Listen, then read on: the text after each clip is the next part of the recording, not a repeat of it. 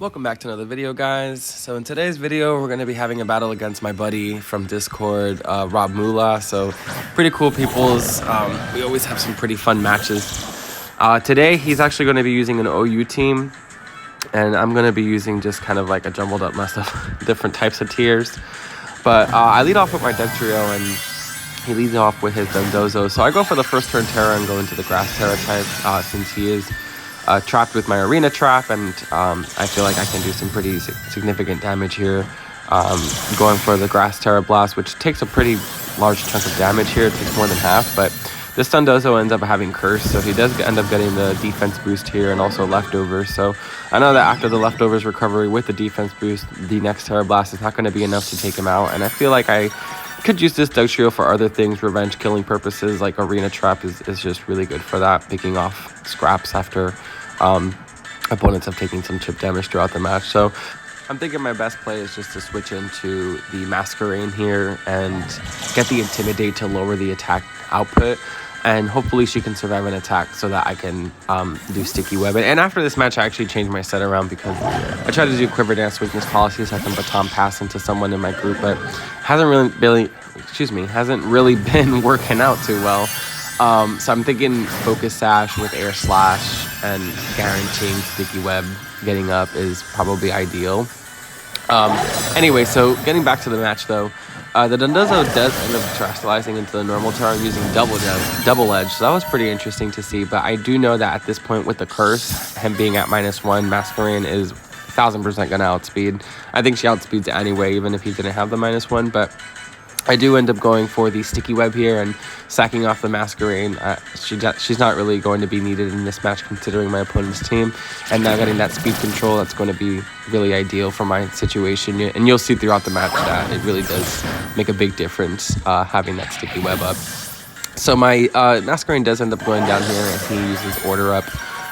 And he does end up gaining some more HP back from the Leftovers recovery. So the only mana I really have for this thing here is honestly Megan the Stallion here, my Serena, so that she can use High Jump Kick, and I'm hoping it'll be enough for a 2-hit KO to take this thing out. And once I get this damage off here with the High Jump Kick, he does get the recoil damage from Double Edge, which you'll see right now, and it does actually put him in range for a High Jump Kick to be a 2-hit KO. And from looking at my opponent's team, he doesn't really have anything that is going to make he doesn't have any ghost types, rather I should say that, because he does have the Hatterene in the back there, which will be able to tank a hit to the face with High Jump Kick, and he also has a Pelipper. But I figured he may want to sack this thing off.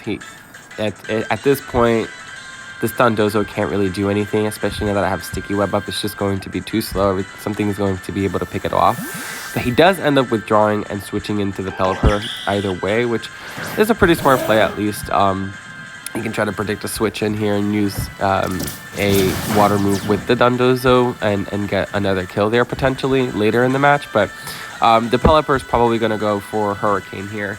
So I do end up switching out because I want the Stallion for the Dondozo, and I switch into Hugo, my Grimmsnarl, so that way I can set up my screens here. So he does go for Hydro Pump, predicting the switch, which would put me at half, but I know that Light Screen will at least be able to help him survive another hit. So he does end up switching to the Hatterene, which is a smart play on my opponent's end, since if I went for, let's say, Taunt or something to that effect, then it magic bounced right back to me. But I do end up going for the screens here. And then with the Hatterene here, the Grimmsnarl really can't do anything, since my Grimmsnarl is going to just take full advantage of Prankster and priority moves. And sometimes Hatterenes are just really annoying and frustrating to deal with, and Sucker Punch won't really do that much since I'm defensively built. So I do switch into Mrs. Potts, the Polteageist, predicting a hit and having the light screen up. I know I'll be able to take a hit, but he does end up going for Calm Mind, which is a pretty smart play, especially if I had gone for Sucker Punch. That would have been a free Calm Mind there on my opponent's end. So I go for Shell Smash here, and I know that even if the Hatterene's at +1, the Polteageist is pretty bulky mon on its own just from its base stats, and then with my light screens up, I'm sure I'll be able to at least survive one hit, if not two. So my opponent does end up going for Psychic here, But once Polteageist sets up, that's it. That's pretty much GG's. So they do withdraw and go back to the Dundozo, predicting the Shadow Ball. But that's honestly not going to do anything for my opponent. At this point, Polteageist has set up.